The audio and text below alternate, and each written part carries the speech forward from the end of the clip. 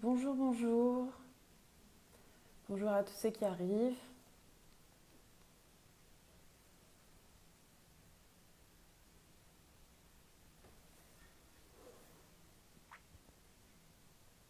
Alors, je me présente, je suis Naïe, Community Manager chez Clear Fashion. Donc aujourd'hui, on va recevoir en live Dilnour Reyhan, comme vous le savez, pour une petite interview sur le sujet des Ouïghours. Voilà, donc je vais l'inviter sur le live. C'est notre tout premier, donc si jamais il y a des petits problèmes techniques, il ne faut pas nous en vouloir.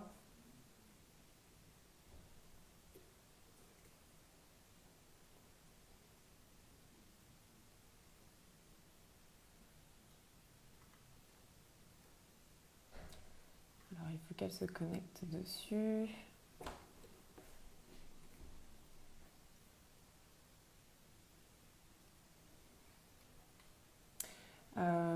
Sinon, j'espère que la connexion est bonne, que vous nous entendez bien. Bonjour, bonjour. Ah, Timour est là.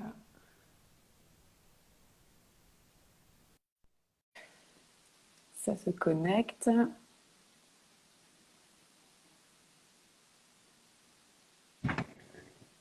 Bonjour. Bonjour. Bonjour Dilnour. Bonjour, comment allez-vous? Merci, je vais bien. Comment allez-vous? Ça va, merci. Merci Mm, d'avoir accepté Merci d'être d'avoir présent sur ce organisé ça. live. Avec plaisir, on est ravis de vous accueillir pour notre tout premier live. C'est le premier qu'on fait. Donc, on pourrait échanger d'un sujet assez fort pour ce premier live. C'est un sujet qui est au cœur de l'actualité en ce moment, Mhm, mais qui perdure en réalité depuis beaucoup plus longtemps que ça. Donc, justement, ça va être intéressant d'en parler aujourd'hui et de mhm. sensibiliser peut-être un peu plus aussi notre communauté, ceux qui sont peut-être pas encore au courant. Voilà. Donc ce sujet, si jamais vous l'avez pas vu encore, il me semble que j'ai rajouté un titre. C'est donc le cas des Ouïghours en Chine, la population ouïghour et notamment l'oppression qui dure depuis maintenant pas mal de temps. C'est selon nous chez Clear Fashion un sujet essentiel. C'est très important de sensibiliser le maximum de personnes pour essayer d'aider justement cette situation à se décanter un peu et aider la population ouïghour surtout. Donc voilà, je pense qu'on va pouvoir commencer. On est une cinquantaine, c'est super. Bonjour à tous les autres qui arrivent. Bienvenue sur ce live. Voilà, nous sommes avec Dilnour Reyhan. Bonjour, bonjour. Ok, super. Bon, il est 18h04, on va commencer. Quatre petites minutes. Alors, pour celles et ceux qui vous connaissent pas, on va vous présenter d'abord. Vous êtes docteur en sociologie et enseignante à l'INALCO et surtout présidente donc de l'Institut Ouïghour d'Europe. Euh, voilà, avant de nous expliquer plus en détail ce qui se passe actuellement avec la population ouïghour, est-ce que vous pouvez peut-être vous présenter, nous en dire plus sur vous, sur votre histoire, votre parcours? Ah, oui, merci d'avoir organisé cette live. Et je sais que vous avez, depuis un certain temps, tout comme nous, enfin, depuis un certain temps, vous avez beaucoup contribué aussi en interpellant les marques incriminées qui profitent de travail forcé des Ouïghours. Voilà, moi je suis née et j'ai grandi dans la région ouïghour. Et puis c'est pour ça je refuse à chaque fois les Ouïghours en Chine. Non, les Ouïghours ils sont chez eux. Non, c'est Oui. pas en Chine. Ils sont chez eux en pays Ouïghour ou Ouïghour, région Ouïghour que je dis Ouais. souvent. Voilà. Et pour les Ouïghours en général, lorsqu'on se réfère à la Chine, on dit la Chine. D'accord. Même les Chinois qui vivent en région Ouïghour, ils l'appellent la Chine comme Chine intérieure. Ok. Donc, D'accord. lorsqu'en fait on voit, par exemple, moi j'ai fait mes études supérieures en Chine, qu'on appelle Chine intérieure. Donc, en fait, non pas chez moi, dans mon pays, mais en Chine. Et, mais bien entendu, voilà, administrativement, c'est une colonie chinoise.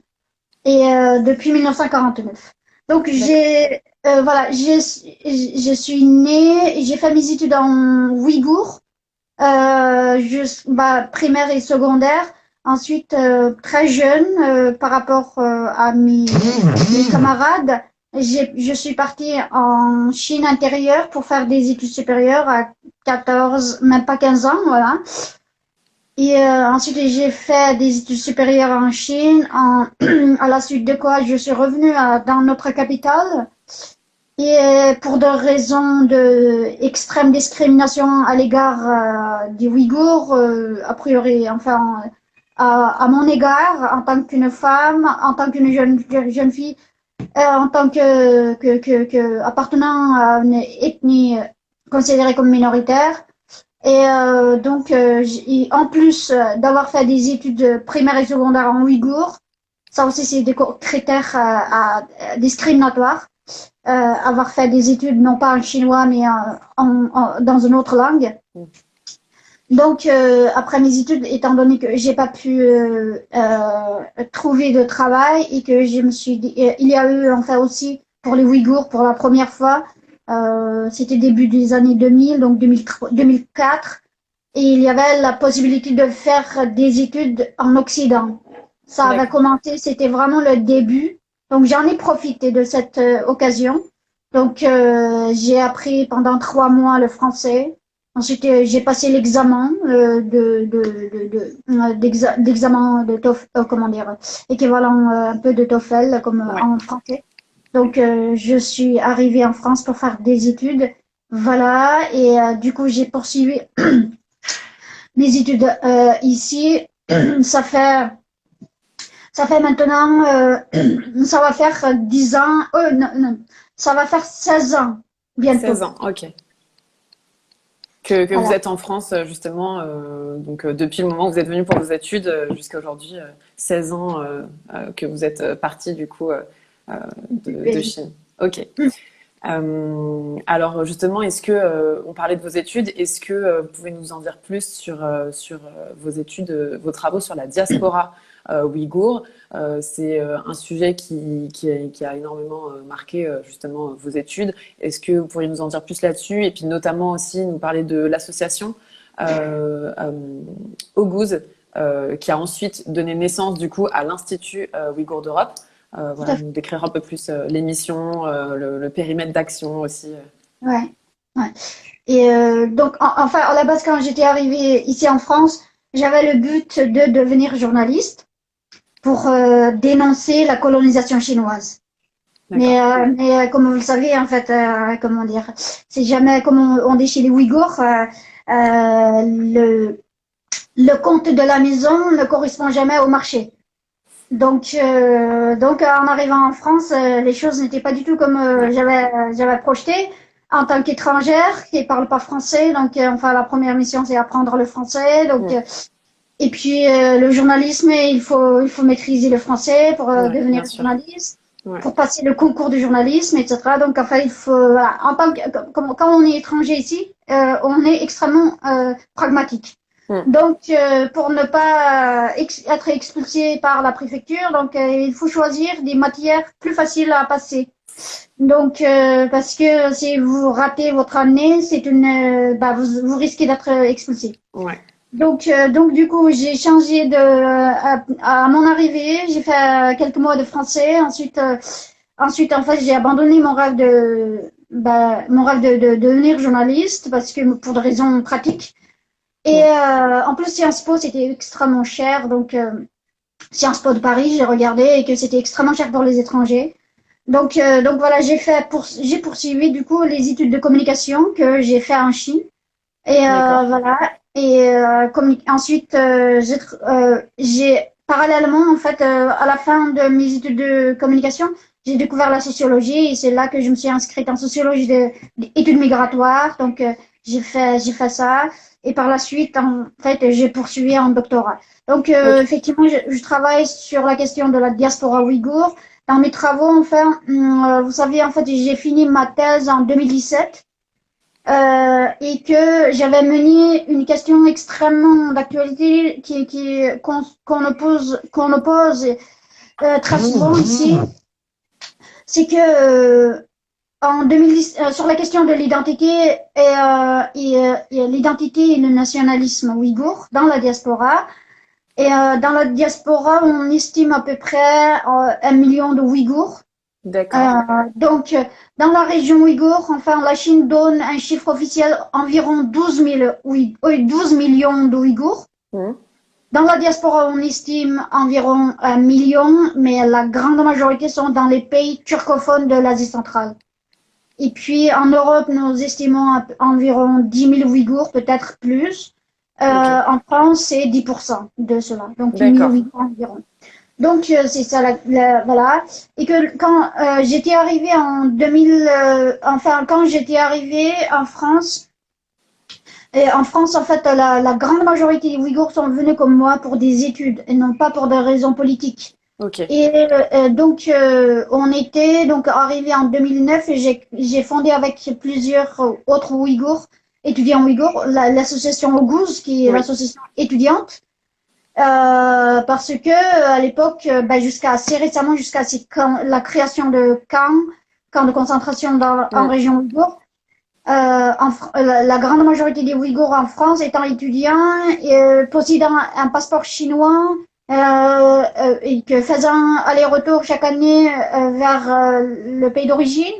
Et donc, ne voulaient absolument pas se rapprocher des activités politiques. C'est pourquoi il était Ok. important de faire autre chose Mm. et de profiter de cette force des jeunes Ouïghours en France. Donc, enfin, j'avais créé l'association étudiante menant des activités exclusivement Mm. culturelles et universitaires parce que Ouais. pendant 10 ans, nous avons organisé des journées culturelles et journées d'études ouïghours dans le milieu universitaire. Et puis finalement, arrivé en 2019, l'année dernière, début de l'année, nous l'avons transformé en institut par, vous savez, depuis 2017 maintenant, il y a plus de nouvelles étudiants qui arrivent parce que la Ok. porte est fermée Ouais. parce qu'il y a les camps de concentration, le passeport des Ouïghours sont confisqués, les Ouïghours ne peuvent même pas se déplacer d'une ville à l'autre. Donc voilà, il y a plus de nouvelles étudiants qui arrivent. Et Mm. nous, on était arrivés à 20 ans ici. Aujourd'hui, on a tous fini nos études. Et beaucoup de Ouïghours, maintenant, ils ont formé une famille, ils ont terminé les études, ils travaillent. Mm. Et ils ont 1 ou 2 enfants chacun. Enfin, voilà, maintenant, nous avons beaucoup d'enfants. Donc, voilà. Et donc, en fait, l'association étudiante n'a plus trop de sens. Mm. Mais en même temps, il faut continuer, surtout la lutte, même la lutte culturelle, parce que c'est d'autant plus important depuis 2017, depuis Mm. 2016, Bien sûr, étant bien sûr. donné que, voilà, comme vous le savez, jusqu'à l'année dernière, nous avons, que ce soit les chercheurs ou et des journalistes, on a appelé ce qui se passe comme un génocide Ouais. culturel Ouais. montrant notamment en fait l'interdiction des pratiques culturelles et linguistiques ouïghours. Mais donc dans ce contexte-là, notre rôle est d'autant plus important de sauvegarder notre langue et notre culture. Et puis donc c'est pour ça que nous avons transformé l'association étudiante en institut. Nous l'avons transformé en non pas France mais européen parce que pendant en fait 10 ans d'activité, les Ouïghours des autres pays européens, notamment des jeunes étudiants, ils nous avaient beaucoup sollicité pour qu'on crée des filiales Ouais. de notre Ouais. association ailleurs, D'accord. parce que en France, on était extrêmement actifs dans la promotion de la culture ouïghour. Donc nous l'avons, c'est pour ça que nous l'avons nommé européen, enfin de la dimension européenne, pour pouvoir inclure et pour montrer, pour Ouais. monter ces activités-là partout en Europe, là où Mm. il y a une diaspora ouïghour, pour montrer en fait d'une part, c'est la sauvegarde de la langue et de la culture ouïghour, Mm. et aussi non seulement pour nos enfants qui sont nés ici maintenant, mais aussi pour les Européens. Ouais. Et Bien sûr. d'autre part aussi, c'est pour l'intégration des Ouïghours qui vivent en Europe tout en gardant leur, leur culture et leur Mm. tradition, mais étant parfaitement enfin européen aussi, s'intégrant dans la culture européenne et dans Ouais, l'environnement européen. d'accord, ok. Donc du coup, le périmètre d'action justement de l'Institut, maintenant, il est vraiment à échelle de l'Europe, pas seulement au sein de la France, comme vous l'avez dit, pour les Ouïghours qui sont présents donc en France, mais aussi dans plein d'autres pays d'Europe. Est-ce que vous avez des exemples d'actions, par exemple, que vous avez menées, voilà, peut-être même des résultats qui ont été, qui sont survenus à la suite de ces actions-là? Ben, vous savez, jusqu'à assez récemment, jusqu'à l'année dernière, donc en fait avec au sein de l'association étudiante, on a fait exclusivement en France. Mm. Euh, et puis, depuis, comment dire, l'Institut Ouïghour est fondé, disons, transformé depuis l'année dernière. Et depuis, en fait, on essaie, comment dire, d'avoir un lieu fixe pour nous parce que c'est un énorme problème de ne pas avoir un local Mm. pour accueillir les autres Ouïghours venant Ouais. des autres pays d'Europe, pour coordonner avec eux. Et Mm. dans une position nomade comme la nôtre, vous savez, en fait, nous avons sur notre épaule, nous avons énormément de travaux à Ouais. mener en même temps. On est extrêmement seul. Maintenant, c'est beaucoup mieux depuis ces Oui. derniers mois, en Ouais. France notamment, avec des actions comme la vôtre, par Ouais. exemple. On se sent moins seul avec des mouvements des jeunes, des Youth for Climate, Mm. et puis aussi comment dire, le mouvement collage, etc., des féminicides et féministes. Et donc voilà, on est moins seul maintenant. Bien entendu, depuis un an, je travaille avec Raphaël Glucksmann qui est Ouais. eurodéputé. Donc cette dimension eurodéputé, son action est aussi ouverte Ouais. à l'échelle européenne. Donc ça nous aide énormément aussi, puisqu'en fait ça correspond à notre dimension européenne également. Et puis là, et dans l'action, ce qu'on a fait aussi depuis l'année dernière, c'est l'information. C'est Mm. principalement, vous savez, aujourd'hui, qu'est-ce qu'on peut faire? C'est l'information. Ouais. Diffuser l'information. Bien sûr. Donc, on le fait en double langue, en français et en anglais, En pour anglais. toucher justement les non-francophones en Europe. Notre site internet est aussi en plusieurs langues, dont l'anglais et l'allemand. Et puis et dans bientôt, enfin, on va avoir la manifestation qui est Ouais. principalement organisée. Nous assistons, mais principalement organisée par l'équipe de Raphaël Glucksmann. Mm. Et Le 3 puis octobre, on en parlera plus après en détail. exactement. Ouais. Voilà, et nous souhaitons aussi que ça soit en fait à l'échelle européenne, que dans les capitales européennes, le même jour, qu'ils puissent avoir d'autres, comment dire, les mêmes Mm. manifestations, par exemple.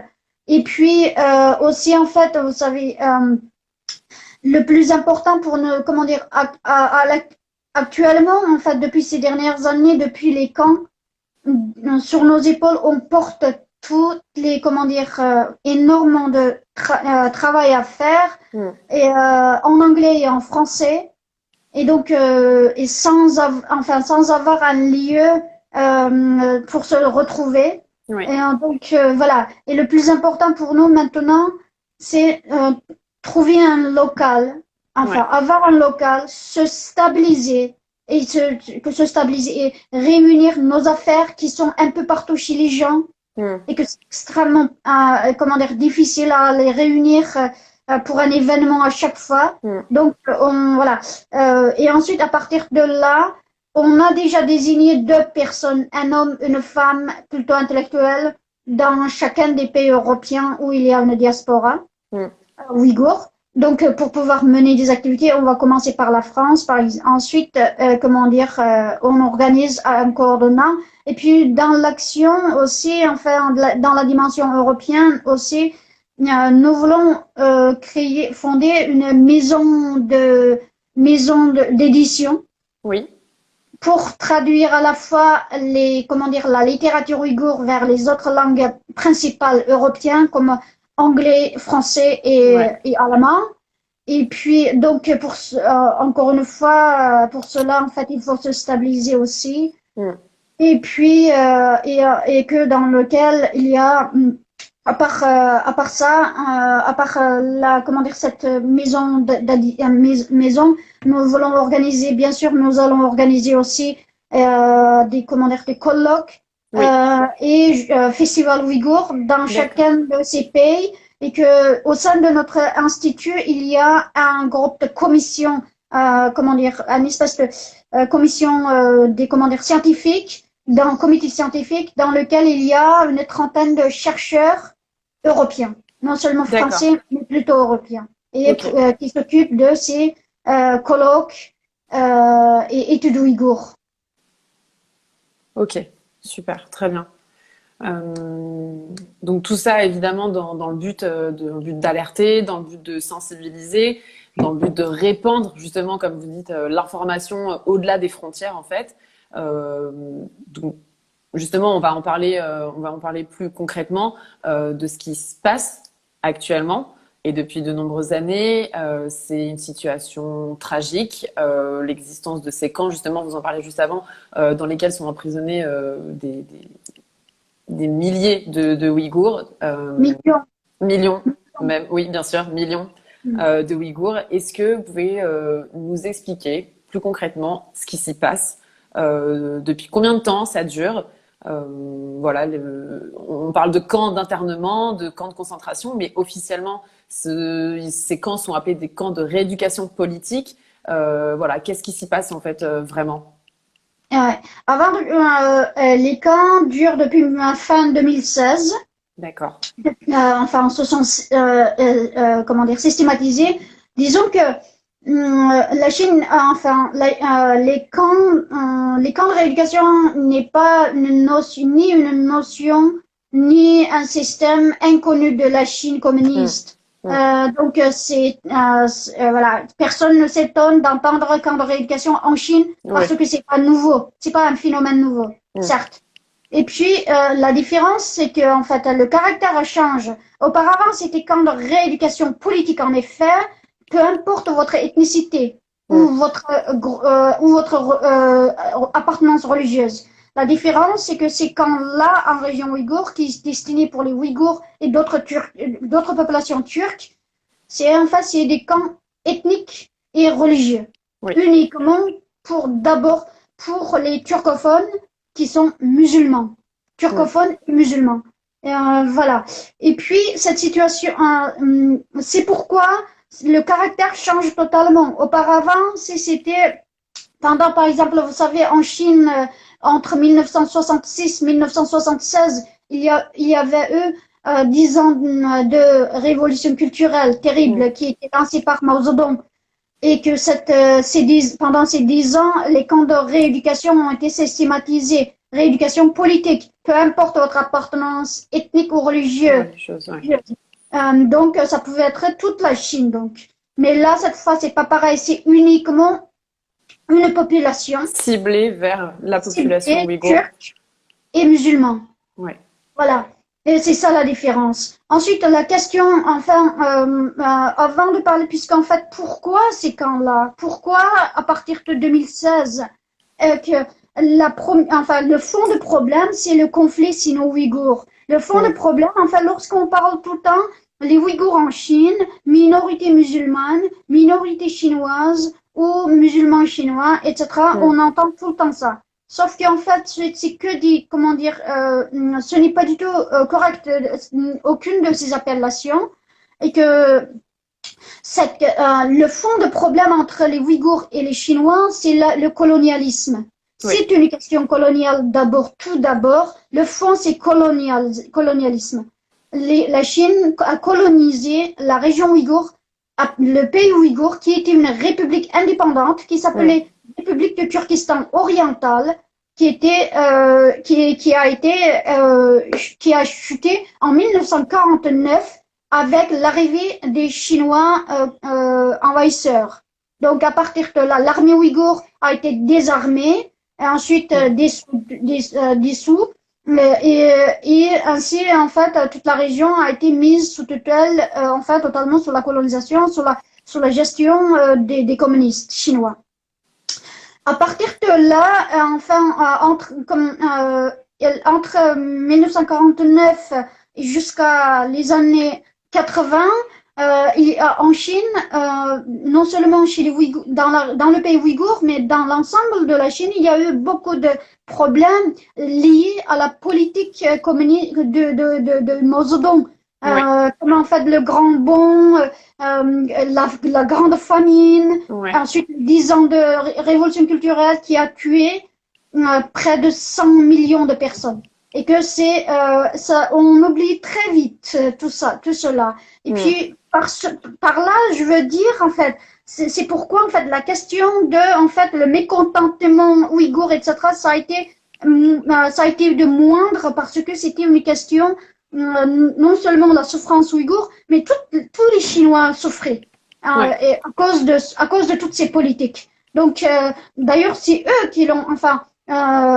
S'il y a près de 100 millions de personnes, on parle de 70 millions, plus mm. exactement 70 millions. Et puis des réels chiffres, on Oui. saura seulement lorsque ce régime tombera. Bien sûr, bien Et, sûr. voilà. Et que par ces 70 millions de victimes, c'est quand même la grosse majorité, c'est des Chinois. Ouais, Et puis, donc, eux aussi sont victimes de ce régime. Seulement, en fait, à la suite de la mort de Mao Zedong, qui a été remplacé par Deng Xiaoping, qu'on appelle le petit timonier, et c'est lui, il a changé de politique tout en restant politiquement communiste, ouais, comment dire, économiquement devenu capitaliste. Et ouais, capitalisme sauvage d'une manière. Donc, la Chine d'aujourd'hui, euh, finalement, la Chine d'aujourd'hui, c'est la pire forme d'un système, c'est-à-dire le communisme totalitaire et le mélange de communisme totalitaire et capitalisme sauvage. Donc, c'est vraiment la pire forme de régime qui existe dans le monde. mm. Et puis, ça, c'est le fond. Ensuite, voilà, le colonialisme, c'est la première raison. Vraiment, c'est le fond de problème. Et que pour toute personne qui a vécu ou dans son histoire, il y a eu le colonialisme, qui a subi le colonialisme, ils peuvent comprendre. Qu'est-ce Mm. que c'est le colonialisme? Qu'est-ce que c'est être colonisé? Donc, Mm. vivre sous la colonisation, c'est une forme de humiliation quotidienne. Moi-même, Mm. j'ai vécu là-bas jusqu'à mes 20 ans, puisque je suis arrivée ici à 21 Ouais, ans, et que j'ai été humiliée. Combien de fois j'ai été frappée pour rien, complètement pour rien, par des Chinois. Combien de fois on a été humiliés.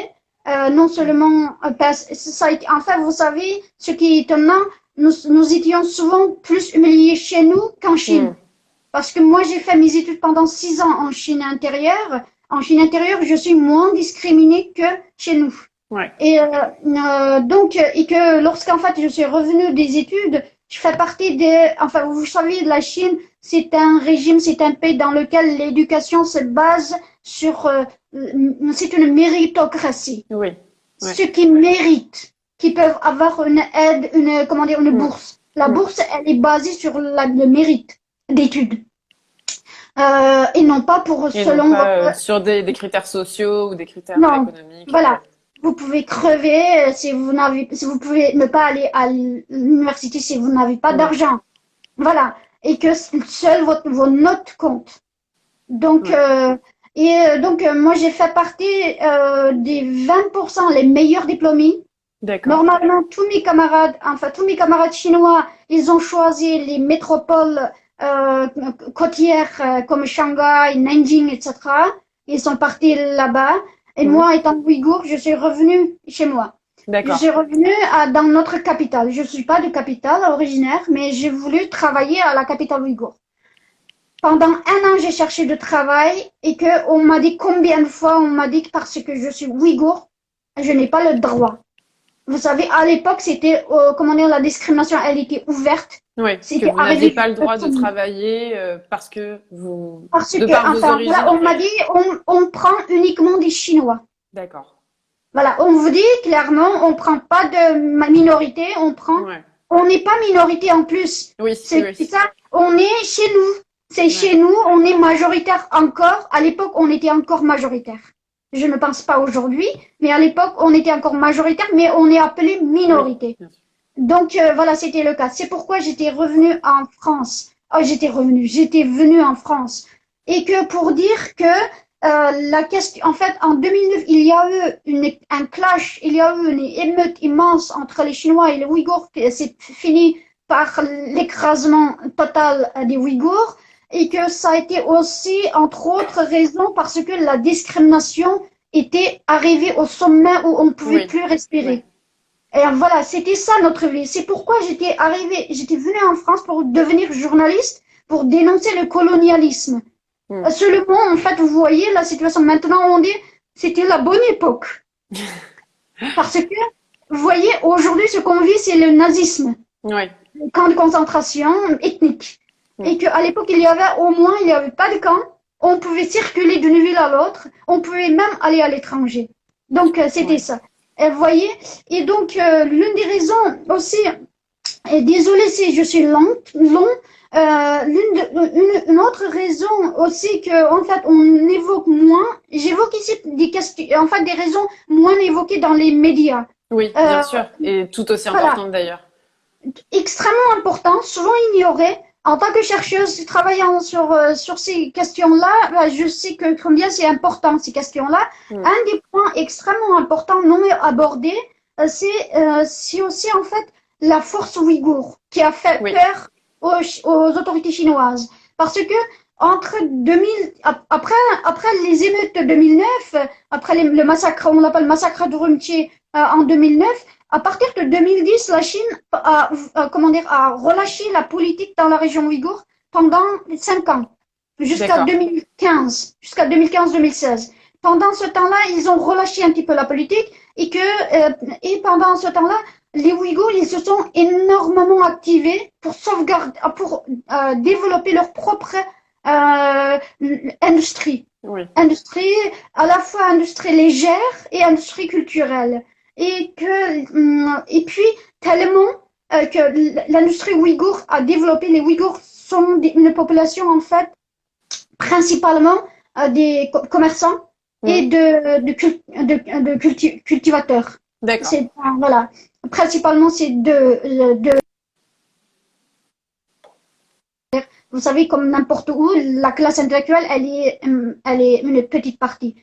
Et puis, donc pendant ces 5 ans de période, 5 ans, l'industrie ouïghour a arrivé à un niveau qui choque les autorités chinoises. C'est-à-dire qu'en fait, tout est fabriqué par les Ouïghours eux-mêmes. D'accord. Même les téléphones sont ouïghorisés, en langue ouïghour les téléphones. Toutes les choses qu'on utilise, les objets de quotidien, les objets électroniques qu'on utilise dans le quotidien, comme frigo, ou alors, voilà, tout est ouïghorisé. Tout est ouïghorisé. Et puis, l'ordinateur, bien sûr, tous les logiciels, on utilise en ouïghour, sur l'ordinateur. Et puis, on va parler de ça justement après aussi, de l'implication des marques en fait et des entreprises dans cette oppression. On va détailler ça juste après. Voilà. Et puis c'est arrivé tellement que la langue ouïghour, elle est devenue en 2014 la langue la plus utilisée après le mandarin en Chine. C'est la deuxième langue la plus utilisée après le mandarin. Vous voyez? Et même si en nombre, on n'est pas si nombreux, mais l'utilisation. Et c'est arrivé au point où, en 2014-2015, à Pékin, même les banques chinoises, vous savez, les distributeurs, ils ont rajouté l'ouïghour. Il y avait 3 langues au choix dans les distributeurs. Anglais, chinois et ouïghour. C'était à ce point le développement. D'accord. Okay. Et que, en région ouïghour, j'ai un article à ce propos, l'industrie culturelle ouïghour, qui s'appelle l'industrie culturelle ouïghour. Et à partir de 2013, voilà, ça a commencé. Et les émissions, par exemple, au niveau des émissions aussi à la télévision ouïghour, et vous savez les fameuses émissions, la France a un talent, par exemple, ou alors The Voice, c'est une émission mondiale. Et que, vous savez, en Chine, il y avait 2 émissions. À Pékin, il y avait en chinois, la Chine a un talent et le The Voice chinois. Et à Urumqi, dans la capitale ouïghour, il y avait la version ouïghour.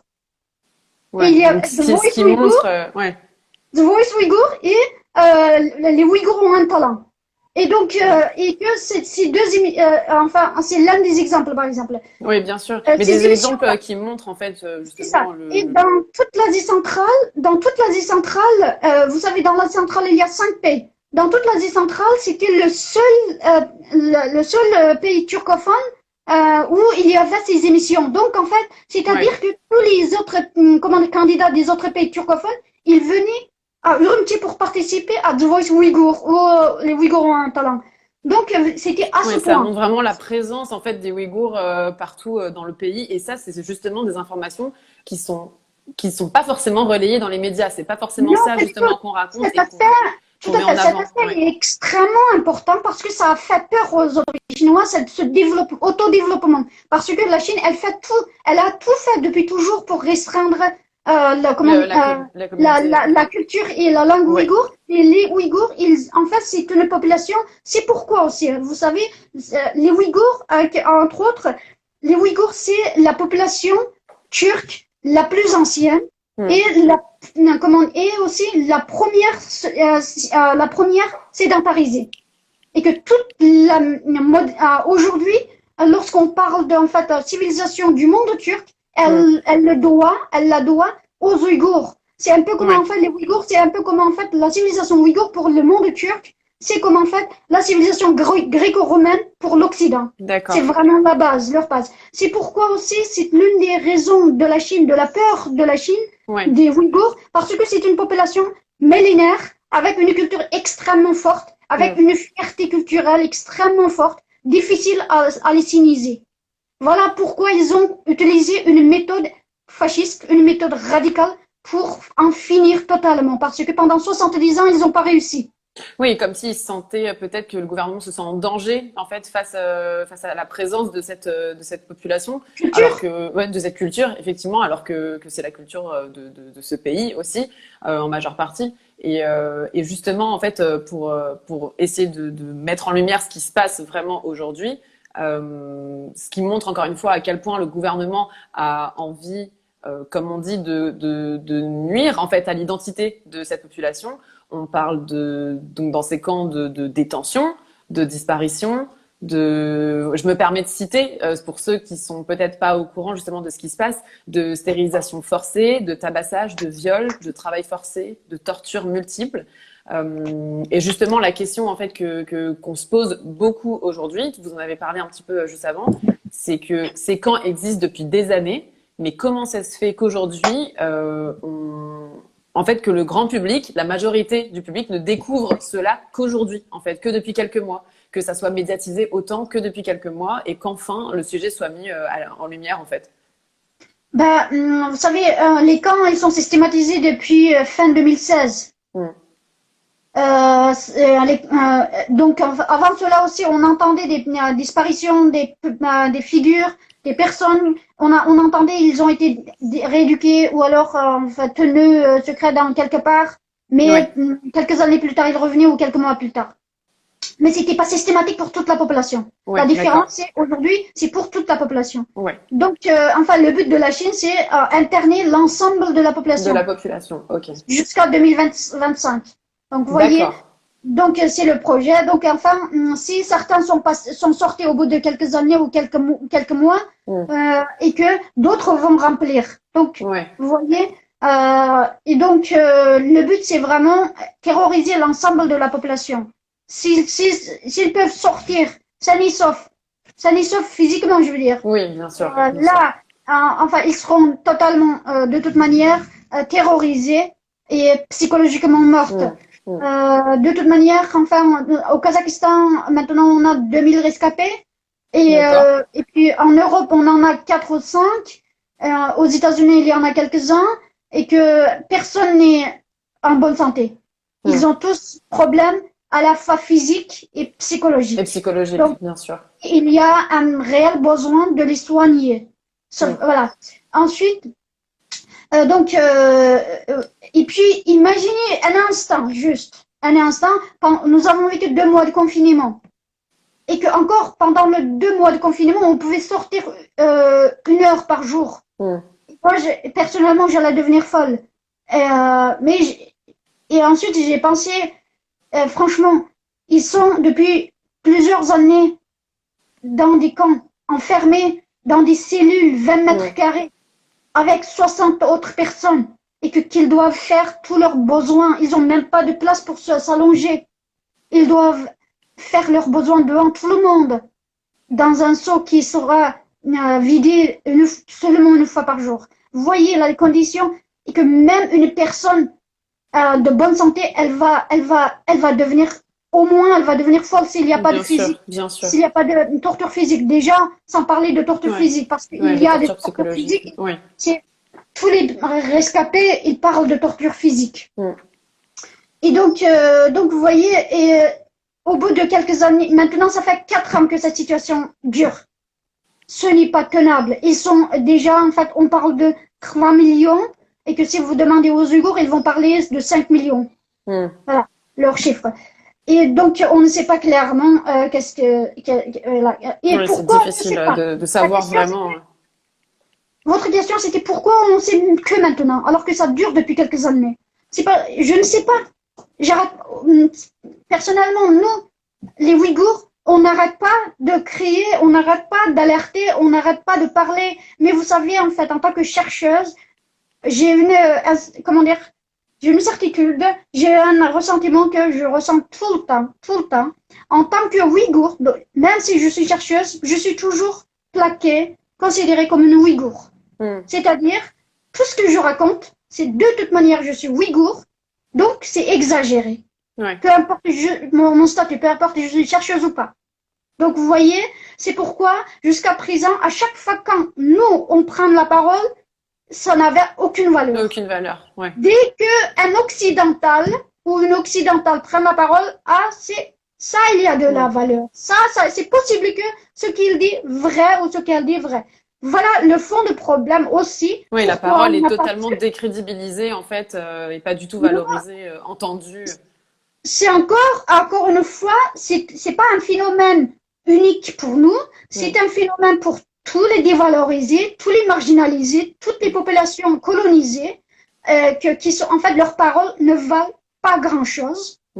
Ce sont, lorsqu'en fait, des populations considérées comme inconsciemment ou consciemment plus supérieures, là, c'est compté. Lorsqu'eux commencent à parler, qu'on commence à savoir. Voilà pourquoi, depuis 1 an, que les médias... Les médias en parlent plus et l'information est davantage relayée. Oui, d'accord. C'est l'une des raisons aussi. L'autre raison aussi, il y a en fait sans cesse qu'on n'a pas lâché l'affaire. Les témoins, les rescapés. Les rescapés, ils ont raconté. Qui parlent et qui ont la parole davantage. Ils ont la parole. Et puis aussi, il y a aussi, c'est pourquoi en fait je rajoute cela, parce que l'autre raison que j'ai ressenti, ce que je ressens, c'est l'une des raisons, mais c'est pas la raison. Vous voyez, c'est l'une des raisons importantes quand même, tout de même. Et puis il y a la parole, les rescapés qui ont raconté ce qui se passe. Et puis aussi, il y a énormément de rapports des ONG de défense des droits humains. Et finalement, comme vous le savez, depuis l'année dernière, plusieurs documents confidentiels chinois ont été révélés, ont fuité. C'est là aussi que ça a fait bouger les choses. D'accord. Alors, également, pour remettre un peu dans le contexte, encore une fois, on va parler un petit peu aussi des raisons pour lesquelles ça dure encore toujours, les acteurs en fait vraiment qui sont impliqués dedans. On sait qu'il y a aujourd'hui donc le gouvernement chinois qui est fautif, qui est à la source même en fait de ce problème, de cette oppression, mais également des multinationales qui sont impliquées, 83 multinationales qui sont accusées de participer à l'exploitation de cette communauté, dont 38 marques de l'industrie textile. J'en parle et je le mets en lumière notamment ces marques du textile parce que nous, c'est notamment pour ça, chez Clear Fashion justement, qu'on a décidé de s'emparer du sujet aussi, de le traiter et d'essayer d'aider en fait à notre manière avec un certain contact qu'on a avec les marques. On essaye de demander des réponses, de demander des engagements significatifs. Est-ce que aujourd'hui, vous considérez que ces marques sont, par exemple, complices de ce qui se passe, que leur lien en fait avec cette oppression cautionne en fait peut-être un peu aussi ce qui se passe. Quelle est selon vous leur responsabilité en fait dedans, et est-ce que elles pourraient agir plus que ce qu'elles prétendent pour aider en fait cette population? Oui, vous savez, derrière tout cela, en réalité, une seule question, c'est le capitalisme. Ouais. L'argent. Ce qui joue, c'est l'argent, au final. Ouais, il y a effectivement des enjeux économiques forts, bien sûr. Voilà. Et que profit. C'est une seule question, c'est le profit. Donc, en fait, si les multinationales participent à cela, parce qu'ils profitent de travail gratuit de ces ouvriers, de ces esclaves, hein, et fournis gratuitement par la Chine, et que puisqu'en fait ils sont en fait gratuits, donc le coût est moins cher. Toutes les marchandises qu'on achète ici, heureux, parce que c'est moins cher, on pense pas qui l'a fabriqué. Et donc, enfin, voilà, les multinationales sont totalement complices. Totalement complices. Maintenant, je pense à une chose, par exemple, vous savez, en fait, les ONG, notamment Human Rights Watch, avait qualifié en 2018 la région ouïghour comme l'État le plus surveillé au monde, avec un système d'apartheid comme l'Afrique du Sud, apartheid, et surveillance comme à l'époque, Corée du Nord, mais avec une haute technologie chinoise d'aujourd'hui. Donc, et que je pense à quelque chose, vous savez, l'apartheid de l'Afrique du Sud, comment c'est tombé? Ce n'est pas parce que, en fait, les puissances, les pays du monde, ils étaient particulièrement, ils sont devenus d'un coup sensibles au sort de la population sud-africaine noire, mais parce que, en fait, finalement, avec les boycotts des multinationales qui sont installées en Afrique du Sud. C'est finalement ce boycott-là qui a fait chuter l'apartheid. C'est pourquoi moi, personnellement, je crois fermement, c'est réel, je ne rêve pas. Vraiment, chacun d'entre nous, en tant que consommateur aujourd'hui, dans une société ultra consommatrice, nous avons un rôle joué et nous avons une responsabilité lorsqu'on fait des achats, et nous avons ce pouvoir. Parce que ces marques-là, finalement, avec quoi ils vivent, avec quoi comment ils gagnent. Donc, c'est grâce à nous, si on change nos habitudes de consommer, si on pose la question qui a fabriqué ce vêtement avant d'acheter ce téléphone. Demander de la transparence aux marques et des engagements significatifs quand il y a lieu d'être. Et c'est d'ailleurs justement ce que toute notre communauté a fait. C'est ce qu'on appelle justement nos utilisateurs, nos communautés à faire, c'est de demander aux marques de s'exprimer sur leurs engagements en fait, pour vraiment lutter en fait contre ce qui se passe. Et on voit d'ailleurs les premiers résultats. On voit certaines marques qui répondent à leur manière parfois, mais qui répondent. C'est pas des victoires, mais nous on considère que c'est déjà le premier pas vers la transparence. Qu'est-ce qu'on peut mettre en avant d'autre comme action en tant que consommateur, mais en tant que citoyen aussi, plus généralement, pour agir vraiment concrètement. Voilà, il nous reste 10 minutes sur ce live. Qu'est-ce qu'on peut communiquer? Il y a une marche qui arrive le 3 octobre, notamment. On en a parlé tout à l'heure. Voilà. Bien sûr. Et vous savez, il y a 2 jours, une fille m'a contactée et elle m'a proposé quelque chose d'intéressant, je trouve intéressant.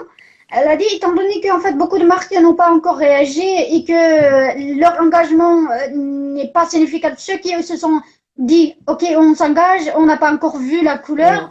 Donc, enfin, l'une des choses qu'on peut faire, c'est se désabonner de toutes ces marques sur Internet. Arrêter de les soutenir. Oui. Voilà, parce que ce qu'elle disait, en fait, ils dépensaient énormément d'argent, ces marques-là, sur Internet, sur les réseaux sociaux. Sur la communication, sur leur présence. Sur la communication, pour rassembler plus de likes ou plus de fans possible. Et donc, enfin, si on arrête de les suivre, d'un coup, il va la diminution significative de leurs abonnés si on s'abonne plus. Et là, à qui ils vont ils vont présenter leurs produits. Donc, ça va les faire réfléchir ou ça va les faire pousser. Donc, c'est l'une des façons de faire. Je trouve ça intéressant, enfin, je pense, voilà. Et puis, d'autres choses aussi, bien sûr, que vous avez parlé de 3 octobre. Il y a le rassemblement, la manifestation Oui, du 3 octobre que je vous appelle tous à le faire parce que c'est extrêmement important parce que jusqu'à là, on a vu que beaucoup de personnes nous soutiennent maintenant. La cause ouïghour, elle est devenue importante, en tout cas dans la conscience collective en France, parmi les Français. Mais enfin, comment dire, la présence physique, c'est pas pareil. bien Donc, sûr. on verra à ce moment-là, on montrera parce que non seulement pour nous, mais c'est surtout en fait pour le pouvoir public, Mm. puisqu'en fait le pouvoir public ne bouge pas.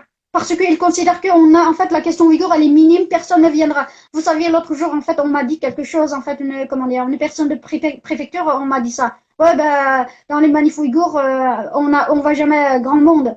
Donc, vous voyez, ça aussi, Mm. c'est pourquoi, en fait, ils considèrent que en fait, Que la pour question les n'est pas Français, prioritaire. c'est Ouais, ça, la question n'est pas prioritaire. Les Français, ils ont d'accord. autre chose à faire que pleurer sur les Ouïghours. Donc, vous voyez, c'est pour ça c'est important Ouais, de physiquement de leur montrer sa montrer. présence physiquement et son soutien également sur place. Ouais. Exactement, et que ça va pousser nos actions au niveau politique. Donc Mm. c'est extrêmement important.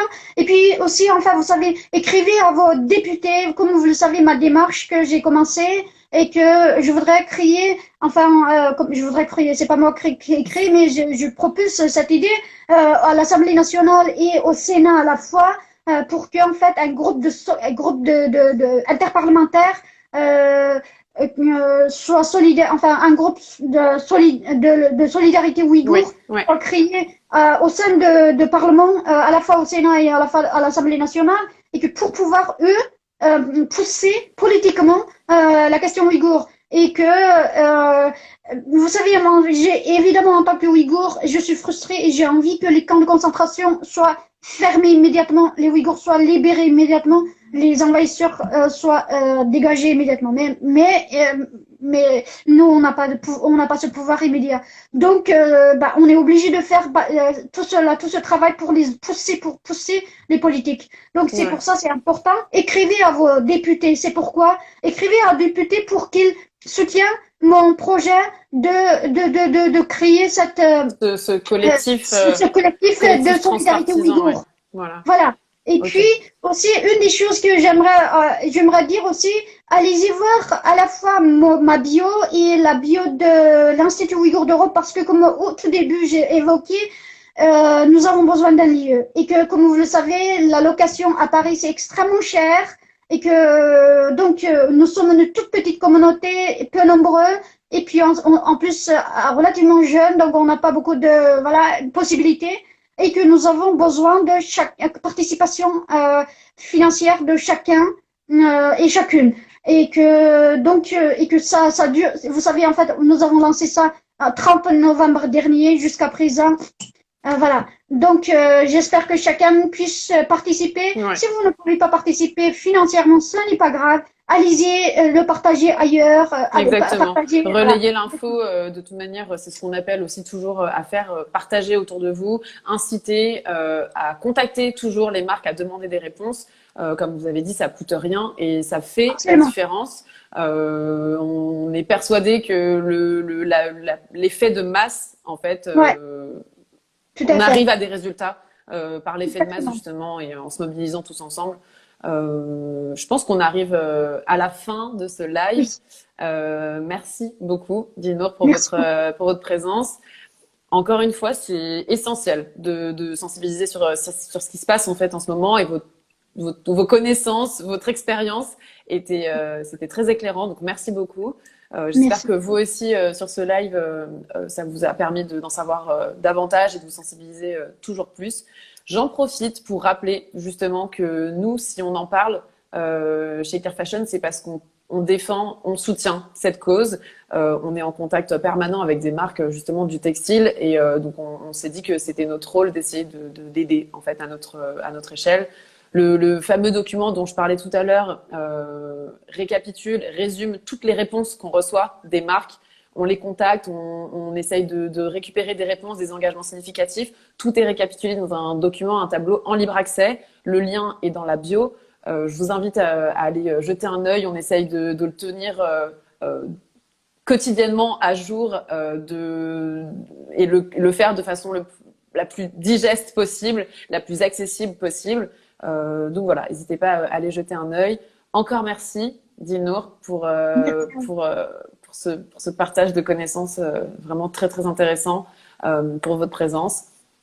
Et surtout, rendez-vous du coup le 3 octobre à la marche.